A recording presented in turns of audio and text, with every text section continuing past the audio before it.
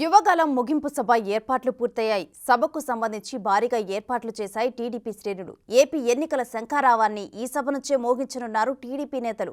పాదయాత్రతో లోకేష్ ప్రజల్లోకి చొచ్చుకెళ్లిపోయారని, వారి సమస్యలను పరిష్కరించే నేతగా లోకేష్ను చూస్తున్నారంటున్నారు టీడీపీ నేతలు. చొచ్చుకుపోతున్న లోకేష్ గారిని ఆపాలని చంద్రబాబు గారి మీద తప్పుడు కేసులు బనాయించి జైలుకు పంపించారు. మా ఆయన కూడా 52 రోజుల పాటు అది ఆగిపోయింది. తన తండ్రిని కాపాడుకుంటూనే తను ఈ పోరాటంలోకి మరలా వచ్చారు. కాకపోతే 4000 కిలోమీటర్లు 400 రోజులు నడుద్దామనడానికి ప్రభుత్వం యొక్క దమనకాండ వల్ల అది కుదించుకోవాల్సి వచ్చింది. ఎందుకంటే ఎలక్షన్ వస్తుంది. ఎలక్షన్ లోపల పార్టీని సమాయత్తం చేయాలి, యంత్రాంగాన్ని గేరప్ చేయాల్సిన అవసరం ఉంది కనుక దాన్ని విశాఖపట్నంతో ముగించడం జరుగుతుంది. రేపటితోటి ఈ కార్యక్రమం ముగిసి ఇక యుద్ధానికి అన్ని ఆయుధాలు సమకూర్చుకుంటూ ముందుకు వెళ్ళే కార్యక్రమం నిర్దేశిస్తుంది. ఒకటి లక్ష్యం నెరవేరింది.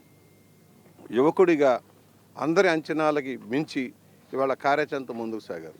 ఒక మంచి ఆలోచన విధానం, రాష్ట్ర సమగ్ర సమస్యల పరిష్కార వేదికగా ఆయన యువగలాన్ని మలుచుకున్నారు. అనేక వర్గాల వారి, అనేక వృత్తుల వారి, అనేక ప్రాంతాల వారి అన్ని సమస్యలను అవగాహన చేసుకొని ఏదైతే అమలు చేయగలం అది చెబుతూ వచ్చారు. ఏది చేయలేదో ఆలోచిద్దాం, దాని గురించి ప్రయత్నం చేద్దామని చెప్పారు. వాళ్ళ మహిళలు కానీ యువకులు కానీ ఏ విధంగా ఆయన వెంట పరుగులు తీశారో, ఏ విధంగా సెల్ఫీలు, ఒక సహనంగా, ఒక విద్యావంతుడిగా ఏ విధంగా డీల్ చేయాలో అలా డీల్ చేసుకుంటూ వచ్చారు. ధైర్యంగా గ్రామం తిరుగుతూ ఎస్ నేనున్నాను మీ వెంట, మీరు అధైర్యపడొద్దు, ఈ సైకోని గద్దె దింపుదాం, నేను మీ సమస్యలను తెలుసుకుంటా. ఈ రాష్ట్ర ముఖ్యమంత్రి గాలికి వదిలేశాడు కదండి. మొన్న రైతన్నల దగ్గరికి రెడ్ కార్పెట్ వేసుకుని వెళ్తాడండి ఈ సన్నాసి. మిగ్జామ్ తుఫాన్ సందర్భంగా అన్ని లక్షల ఎకరాల్లో పంట నష్టపోయి బోరు నేడుస్తుంటే రైతులు ఈ సన్నాసి చొక్కాను అలగకూడదంట, ప్యాంటుకు బురద అంటకూడదంట, రెడ్ కార్పెట్ వేసుకుని పైన టెంట్ వేసుకుని పరామర్శకు వెళ్తాడండి. అంతకంటే పనికిమాలిన ముఖ్యమంత్రి ఎక్కడన్నా చూస్తాం మనం.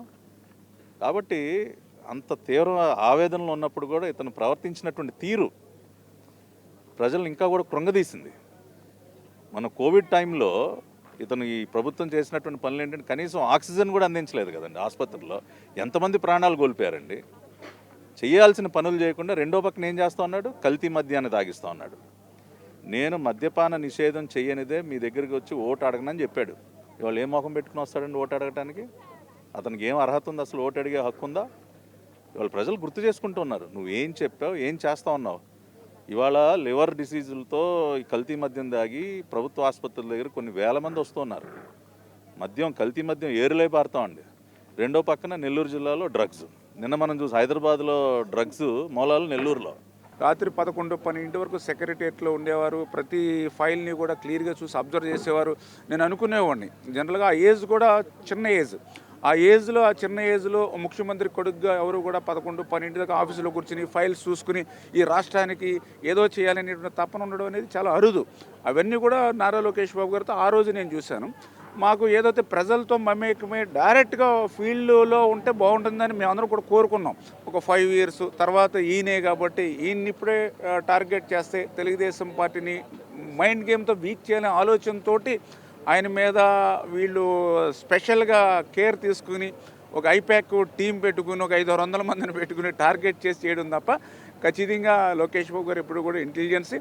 కాకపోతే మీరు అన్నట్లుగా ఇప్పుడు పబ్లిక్తో కలవడం ద్వారా ఇంకా ఆయన మాలాంటి వాళ్ళు అవసరం లేకుండా, ఎందుకంటే ఈ సమస్య, ఈ ప్రాబ్లం ఉంది, దీన్ని మనం క్లియర్ చేయాలి, దీన్ని వెరిఫై చేయాలి అనేటువంటి మాలాంటి వాళ్ళ అవసరం కొంచెం తగ్గి ఆయనకు ఇండివిజువల్ కూడా సమస్యను అడ్రస్ చేసేటువంటి విధంగా పాదయాత్ర ఆయనకి కెరీర్కి మాత్రం చాలా ఉపయోగపడుతుంది. భవిష్యత్తులో ఆయన మరింత స్ట్రాంగ్గా నాయకత్వం వహించడానికి ఉపయోగపడుతుంది.